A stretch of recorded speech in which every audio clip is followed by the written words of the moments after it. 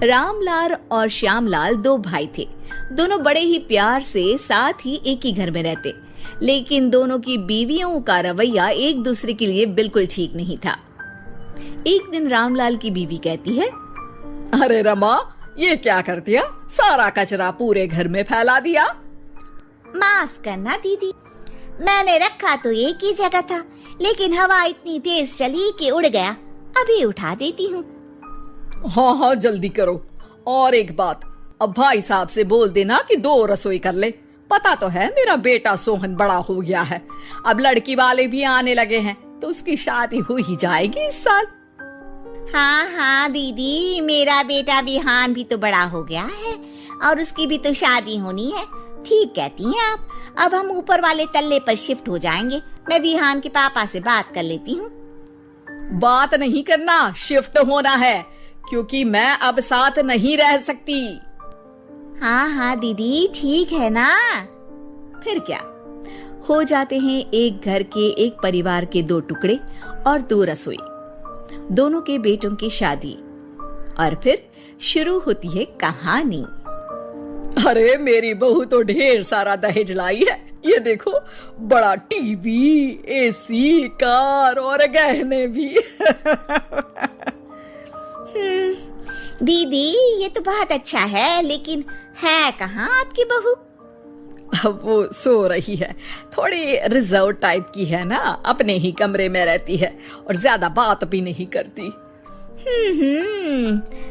तभी रमा की बहू की आवाज आती है, माँ कहाँ है आप? जल्दी आइए, नाश्ता ठंडा हो रहा है और मुझे भी भूख लग रही है। आ रही हूँ बेटा, रुक। दीदी चलूं क्या? ये लड़की मेरे साथ ही बैठकर खाती है, वैसे भी भूख लगाई है। ये बोलकर वो चली जाती है। तभी श्यामा की बहू बाहर आती है और बाहर की ओर जाने लगती है। अरे बहू, कहीं जा रही हो क्या? क्या है माँ जी, बिना बात के ठोका मत करो। जा रही हूँ मैं। वैसे भी मेरे पापा ने कार घर में रखने को तो नहीं दी है ना। अरे नहीं बेटा, बिल्कुल बिल्कुल, घूमो। मैं तो कहती हूँ मुझे भी साथ लेकर जाया करो, साथ ही घुमा करेंगे। अरे नहीं, मैं आपके साथ बिल्कुल भी कंफर्टेबल नहीं हूँ। वैसे भी मैं शॉपिंग में जा रही हूँ, कहाँ आपको टांगती फिरूंगी। ये बोलकर श्यामा की बहू निकल जाती है। तभी उसके कान में ऊपर वाले तल्ले से हंसने की आवाज आती है। और ये कौन इतनी जोर जोर से हंस रहा है? ऊपर जाती है, जहाँ वो देखती है कि रमा और उसकी बहू साथ बैठकर बातें कर रही होती हैं। फिर तो मम्मी जी इतना मजा आया कि मैं क्या बताऊं। हाँ बहू, सुनने में ही हंसी नहीं रुक रही। तू तो वहाँ मौजूद थी। तभी दोनों की नजर श्यामा पर पड़ती है। अरे ताई जी आइए ना, आइए। वो उनके पैर छूती है और फिर चाय बनाकर लाती है। श्यामा अकड़कर कहती है, अरे नहीं, मैं चाय वाय नहीं पीती, बस हंसने की आवाज आ रही थी तो सोचा बता दूं कि टीवी की आवाज धीमी कर लो। थोड़ी देर में पूरे गांव ने मिलकर 5 किलो गोभी की बिरयानी खत्म कर दी।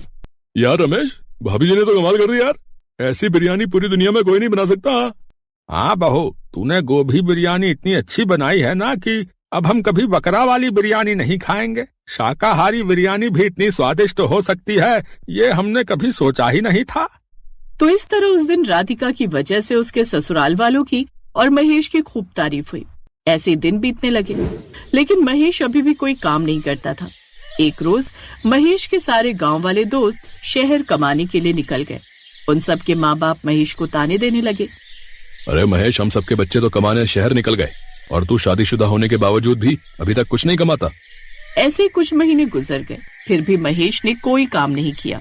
फिर एक रात, हमने सोचा था शादी के बाद तू सुधर जाएगा, लेकिन अभी तक तू नहीं सुधरा। तेरे सारे आवारा दोस्त कमाने के लिए निकल गए, पर तू अभी तक नहीं कमा रहा है। सोचा था शादी के बाद अपने पोते का मुंह देखूंगी, लेकिन जब तू कुछ करता ही नहीं है तो बच्चा पैदा करके भी क्या ही होगा। इसीलिए मैंने बहू से मना कर दिया है कि अभी बच्चा पैदा करने की कोई जरूरत नहीं है। तो इस तरह गांव वालों और गांव वालों के तानों से परेशान होकर महेश गांव से थोड़ी दूर एक कारखाने में नौकरी करने ही लगा, लेकिन वहां पर भी वो आलसी किया करता था। जैसे ही मालिक आ जाता था वो काम करने लगता था और उनके जाते ही सो जाता था। काम करने के 2 दिन बाद ही उसने मालिक से कहा, मालिक मुझे कुछ पैसे दे दो, जाते जाते रास्ते में कुछ खा लूंगा।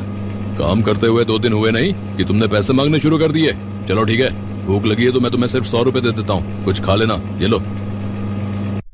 पैसे लेकर महेश वहाँ से निकल आया और रास्ते में सोचने लगा, अरे यार, मैंने सोचा था ये बुढ़ा पैसे दे देगा तो आज बिरयानी खाऊंगा, लेकिन 100 रुपए में तो बिरयानी मिलेगी नहीं।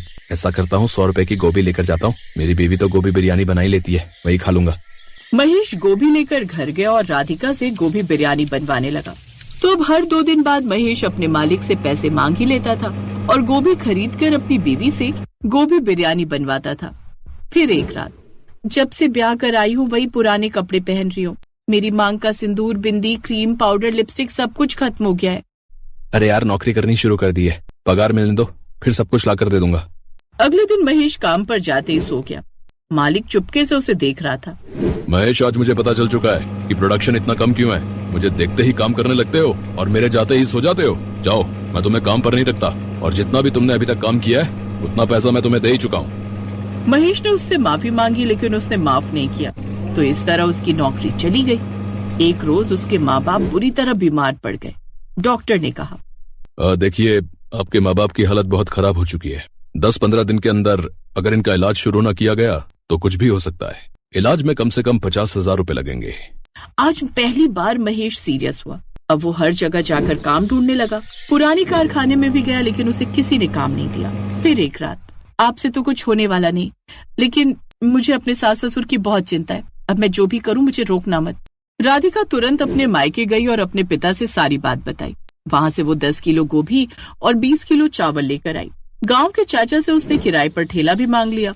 रात भर उसने घर में बैठकर गोभी बिरयानी बनाई और अगले दिन चौराहे पर खड़ी होकर बेचने लगी। गोभी बिरयानी की महक पूरा गांव पहचानता था, इसीलिए सारा गांव उमड़ पड़ा। भाभी जी, ये आपने बहुत बड़ा उपकार किया हम पर, जल्दी से गोभी बिरयानी खिला दो। तो इस तरह धीरे धीरे अब आसपास के दूसरे गांव से भी लोग गोभी बिरयानी खाने आने लगे। एक हफ्ते में ही उसने अपने सास ससुर का इलाज शुरू किया और 15 दिन में ही वो पूरी तरह स्वस्थ हो गए। फिर एक रोज गांव वाले उसके घर आए। महेश, जो काम एक बेटे को करना चाहिए था वो काम एक बहू ने किया है, हैं? शर्म आनी चाहिए तुमको खुद पर, है? बेचारी बहू होकर चौराहे पर खड़ी होकर गोभी बिरयानी बेचती है, बताओ। मैं आप सबसे माफी मांगता हूँ, मैं कल ही शहर जाता हूँ कमाने। बाहर जाने की कोई जरूरत नहीं है, हमारी दुकान चलने ही लगी है, इसीलिए अब इसी धंधे को हम दोनों मिलकर चलाएंगे। अब महेश और राधिका मिलकर गोभी बिरयानी बेचने लगे और खुशी खुशी अपनी जिंदगी बिताने लगे।